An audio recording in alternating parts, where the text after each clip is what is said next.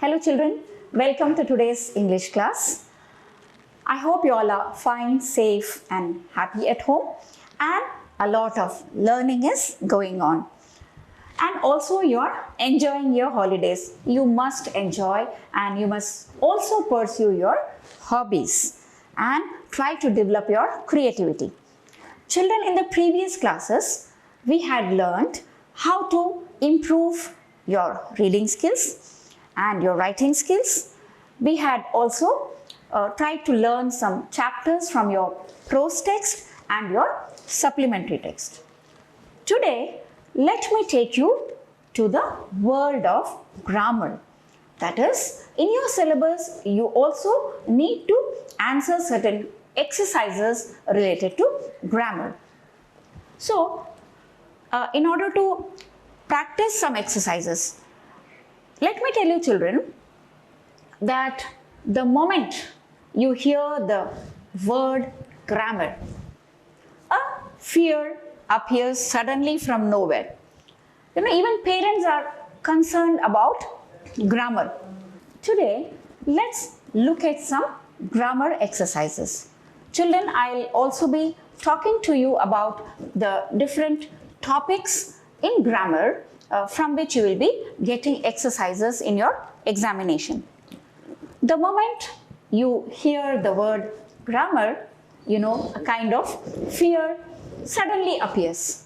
And even parents are concerned about their children not knowing grammar. Let me tell you that grammar is really fun.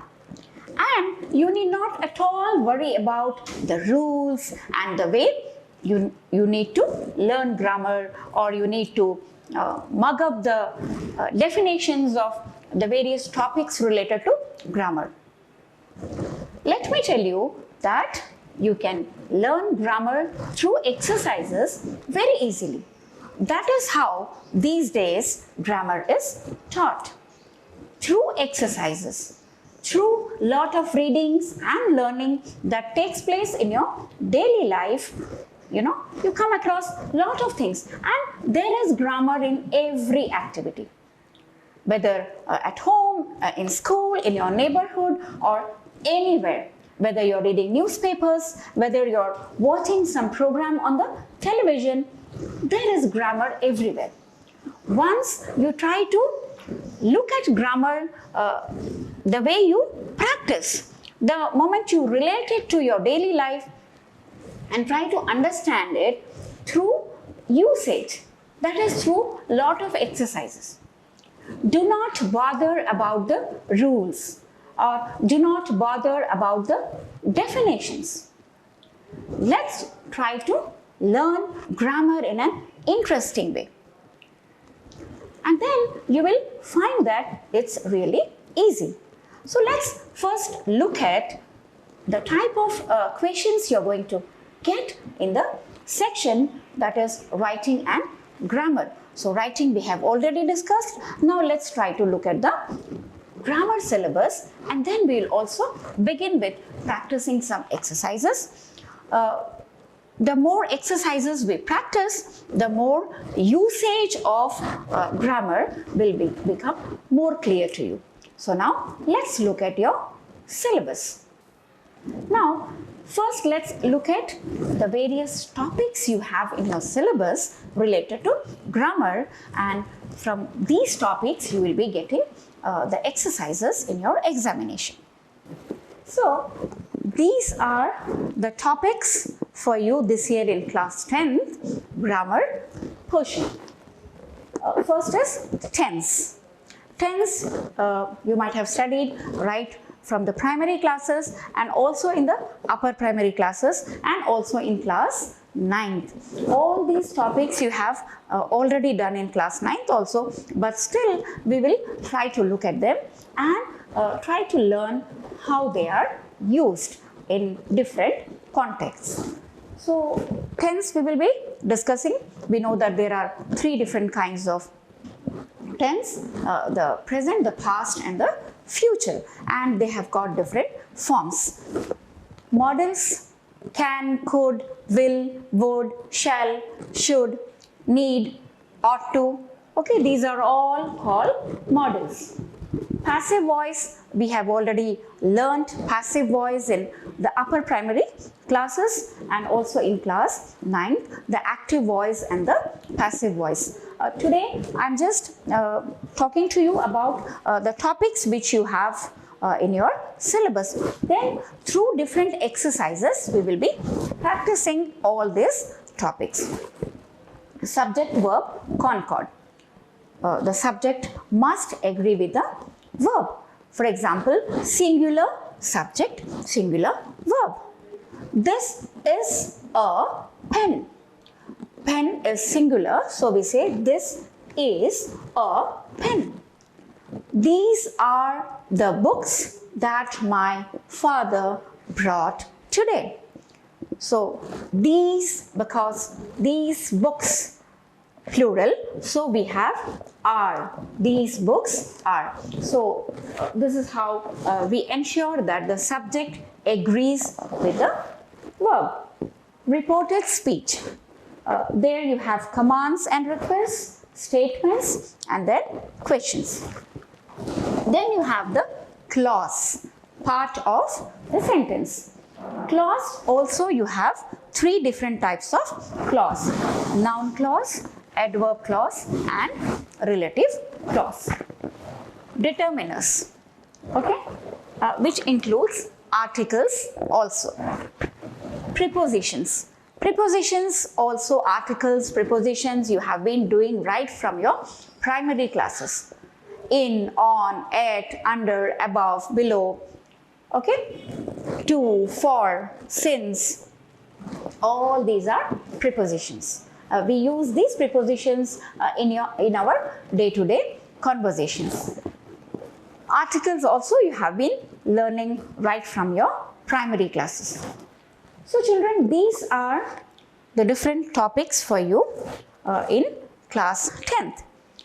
Now, let's look at the type of questions you are going to get in the grammar section of your question paper. Question 5 and 6 of your grammar section. The first pattern of question is, as you can see on the screen, close passage, gap filling, editing. So any one of this which carries 4 marks. Dialogue writing, reporting a dialogue on a given cue, that is clues, which carries 6 marks. So these are the two different types of questions. Today, let's try to practice the first type of question, that is the close passage. Let me tell you children that close passage is a reading text or a reading exercise which contains a passage in which some words are missing. And it also has got a logical sequence. It's not that the passage has got different sentences. It is related to some topic and the sentences are in a sequence. So you need to read that passage carefully and find out the missing words. Now, in order to solve this type of question, that is the close passage where you have to find the missing words, you need to really have a good command of English and then grammar, and also you should have a very good vocabulary. Okay? Because as I told you, all these questions will be based on the topics we just saw. Tense, prepositions, determiners, it could be models, okay? The words could be related to all these topics. It could be subject-verb agreement, using the verbs correctly with singular subject and plural subject. Therefore, while we are practicing these exercises, I will be telling you how we use grammar and then try to solve these kinds of exercises. Okay, now let's go to the first exercise. Now look at the question. In the following passage, there are 10 blanks, each of which has been numbered. These numbers are given below the passage, and against each 5 words are suggested. Select the one that fits the blank appropriately. Okay, so here you are having options. So let me tell you, in this type of question, that is close passage. Okay, here close also means closed. Okay, as I told you, it is a reading text or a reading passage. Okay, now you can get question with options and without options also. Sometimes the board may give you options, and out of the options you have to find the right answer. Maybe you find questions with options more easy.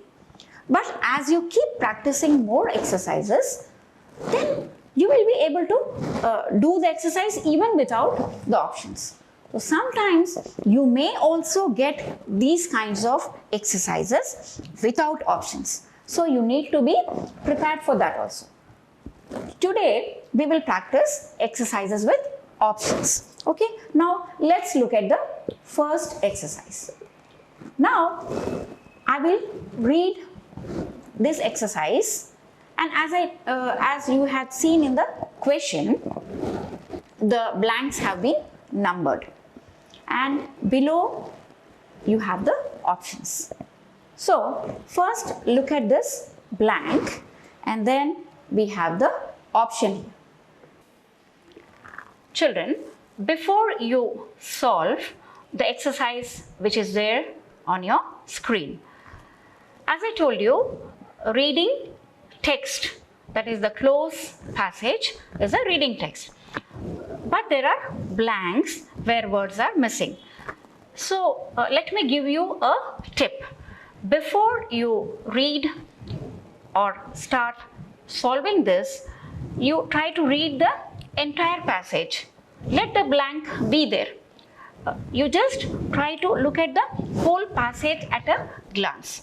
If you do so, you will be able to understand what is the topic of the passage, or what is the theme, what is the passage talking of. Once the theme is clear to you, then you will be able to use words accordingly in the blanks. Therefore, let's try to do that. Childhood is a time when there are responsibilities to make life difficult. If a child, good parents, he is fed, looked and loved. Whatever he may do, it is improbable that he will ever again in his life given so much without having to do anything. Return. In addition, life is always new things to the child. A child finds in playing in the rain or in the snow, his first visit the seaside is marvelous adventure. But a child has his pains. He is not free to do as he wishes. He is continually being not to do things, or is being. His life is therefore not perfectly happy. Children, I read this passage, not bothering about the blanks. Of course, the sentences were not complete. But when I try to read this way, I try to understand what is the passage about. This particular passage talks of the upbringing of a child, isn't it? And the period of childhood. What happens? What are the difficulties or what are the challenges the children face in their childhood? What about their interests? What do parents do? So this passage has something to do with childhood and parents.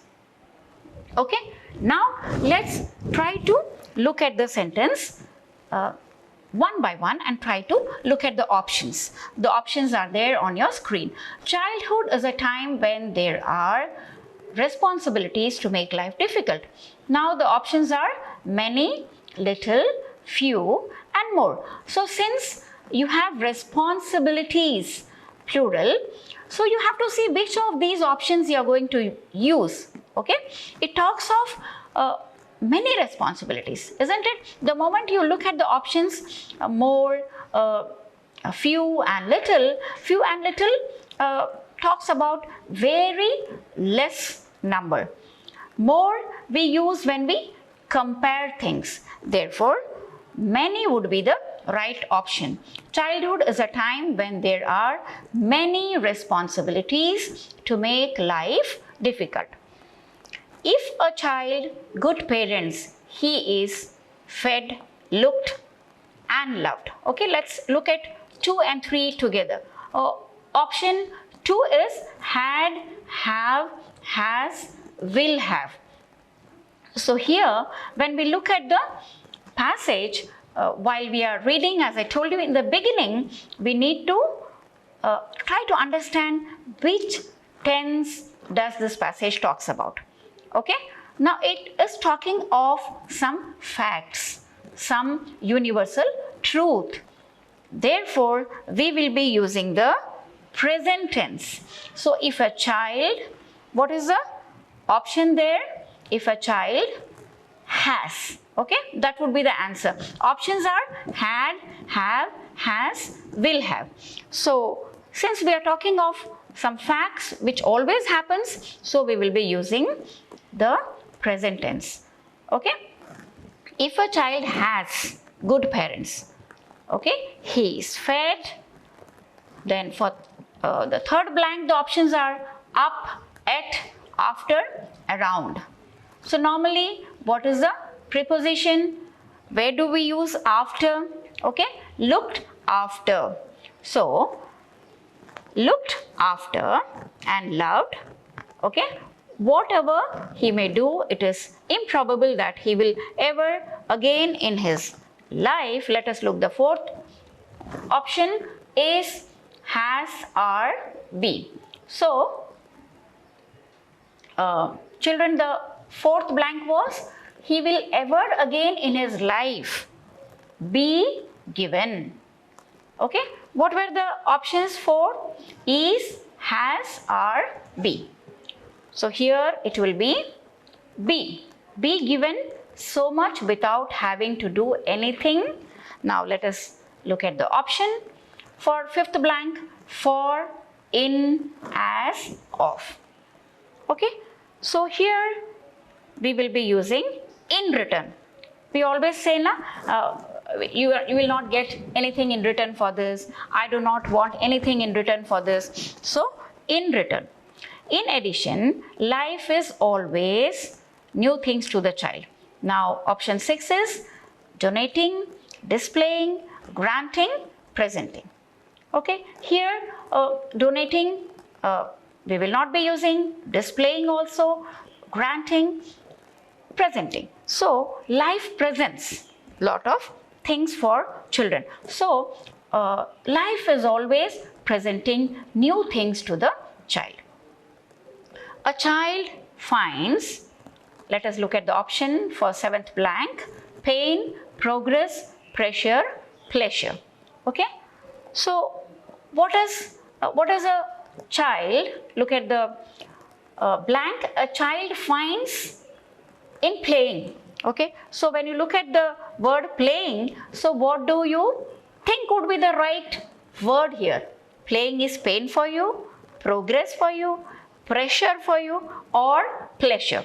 So definitely it is pleasure. That means happiness. I told you, you need to have a good vocabulary. So you need to understand the meaning of all these 4 words. And definitely pleasure is happiness. So you are happy when you play. Therefore, a child finds pleasure in playing in the rain or in the snow. His first visit the seaside is a marvelous adventure. Now let's look at the option for 8th blank, on, to, in, for. So normally we go to a place, isn't it? We don't go on a place, in a place, or for a place. We look for a place. We should know the use of these are prepositions. So here we use to. His first visit to the seaside is a marvelous adventure. He goes to the seaside. But a child has his pains. He is not free to do as he wishes. He is continually being not to do things or is being. Okay. So now let's look at option 9. Ordered, told, forbidden, restricted. Okay. Now he is continually being forbidden. What is the meaning of forbidden? When you ask child not to do certain things. So forbidden not to do things or is being, what are the options? Beaten, penalized, disturbed or punished. So children are of course sometimes beaten also, but and punished also, but here children sometimes, here what he is continually being, ninth option was for you forbidden. Okay, forbidden not to do things or is being punished. Okay, the child is also sometimes punished, and forbidden means all the time the children hear from their parents, don't do this, don't do this, don't go there, don't eat this, right? So his life is therefore not perfectly happy.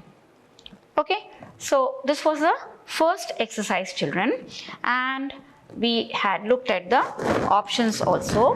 And let me tell you, the options here contained prepositions and also the helping verbs is, and then has, have, and also determiners like few, more, little, many. And also there were some words related to the paragraph. Okay, I hope while practicing this we are learning to put suitable words in the blanks or to choose the correct options. Now let's go to the second para. Okay, and let's also keep looking at the options. Now I won't be reading the passage